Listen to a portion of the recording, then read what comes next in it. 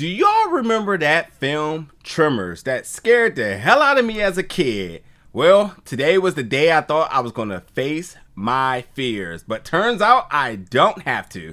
That will have to wait for another day. But for right now, we're going to get into my review of the new film, The Crawl Beneath.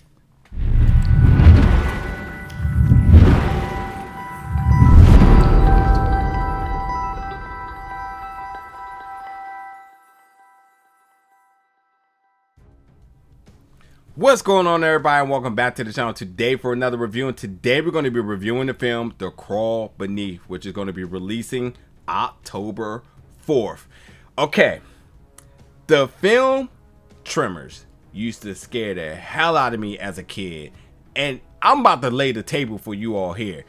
You know that game that you used to play as a kid that was called The Floor is Lava? Yes, I know it's a Netflix series, but like obviously that's what it's inspired by.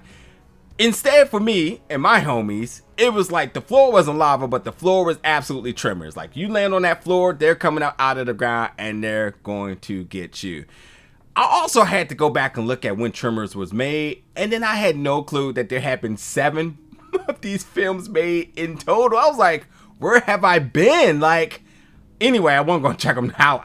These things scared the hell out of me. That's just what it is. But anyway, I've grown up over the years. I have taken some time to really overcome a lot of my fears. I seen Candyman, folks. I knew I could see Tremors, and I thought this film was definitely some new variation of Tremors and whatnot.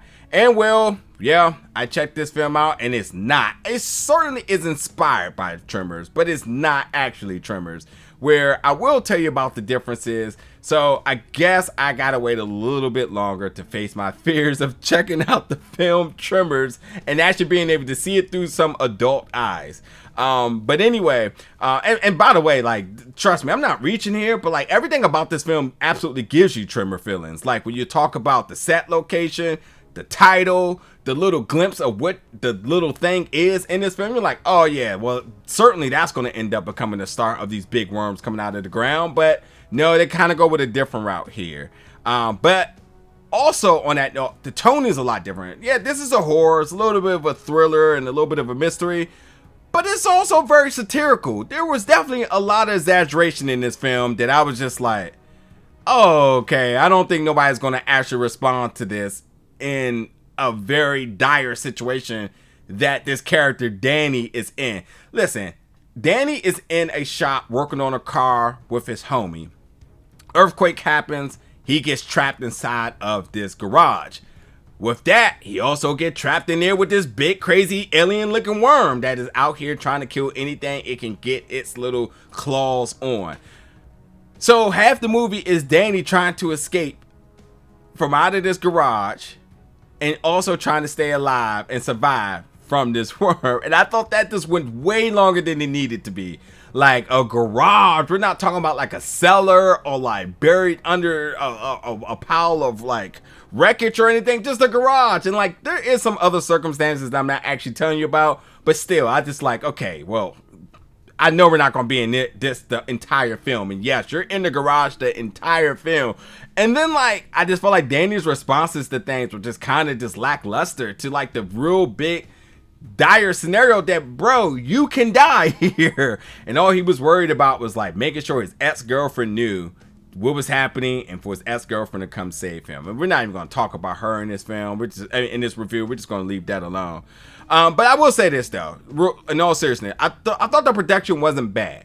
It definitely had the home entertainment popcorn flick feel, which kind of again goes back to when Tremors was available on VHS. That like it was that film that was sort of a classic within one's household. Like everybody owned it, and it was that film that you put on and the whole household looked at, and it just, you know, brought everybody together. And I felt like this film, as far as its toning and its and sort of production, it gives you that same feel. You know, it's like, you know, they're not trying to make this feel too serious. They do try to give it a little bit of a lighter tone so that everybody can enjoy it. And I think that's smart because you want more people to enjoy it because you spend more money, you know? But anyway, also the worms were not in the ground. They were just going around the ground. There were small alien worms that were tiny at one point, and then they were molted, which is a new word that I learned in this, which means they got bigger And there you go. And they turned into these bigger size things. They said it was like the size of a python. I thought they were a lot bigger than a python, but we'll let that one slide. I think they was like the size of like a mid-sized dog.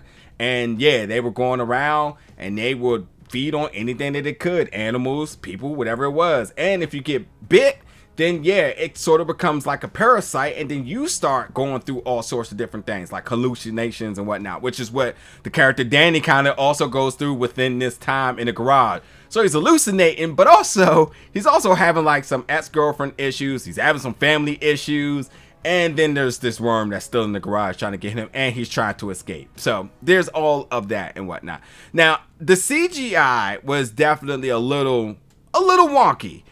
But it needed to be, because I felt like it kind of was a little bit of a callback to sort of the old school films with like modern production and technology, which goes back to the type of films that we grew up watching, which I thought was a really like dope little, you know, callback, if I may say. Like, you know, it's like the CGI looks like, oh my God, like a prime example, Attack of the Killer Tomatoes. We knew that this looked terrible, but like, it also needed to be that way because it sort of bred this generation of all these other new films.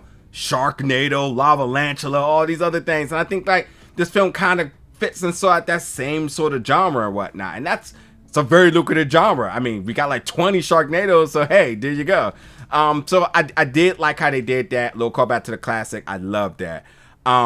The film was a little gross at times. And again, if you're just, you know, the parasites aspect, like that was kind of, I don't know, man. Like after I seen how tapeworms really are, I was just kind of like, yeah, so. But yeah, Danny versus the worm was about 30 minutes of this film. The battle in the garage, the survival after the earthquake. So there's that. And then as I said, you know, there's some drama with the family, him trying to get his ex back, and so on. So overall, I'm just gonna say like nothing was really over the top good here. The acting was kind of subpar, but it was entertaining. I did think this film was entertaining. I think that this film again doesn't take itself too serious, but I think it is enjoyable for all ages. And I think that like, yeah, for the little kids, they're gonna probably be scared as hell, but I think the adults kind of look at it, kind of get a little bit of laugh at it, and just make it easily digestible so that everybody can watch. And it's just either could be a popcorn flick, you know, something very communal where everybody can sit around and kind of talk a little bit, but also watch and a little bit of added commentary and whatnot. Also, I think that's like when you talk about Danny and what the character goes through, you kind of definitely will kind of have your own commentary, because you're gonna be like, yeah, there's no way I would do what he's doing, etc., and whatnot. But he's a little crafty as he tries to survive, and I think that's a part of the entertainment aspect to this. So, but yep, check it out. They Crawl Beneath. I think I was calling it The Crawl Beneath. They Crawl Beneath, which is going to be available again October 4th. Jump in the comments, folks. Let me know your thoughts about this one. And as always, stay tuned for more reviews real soon.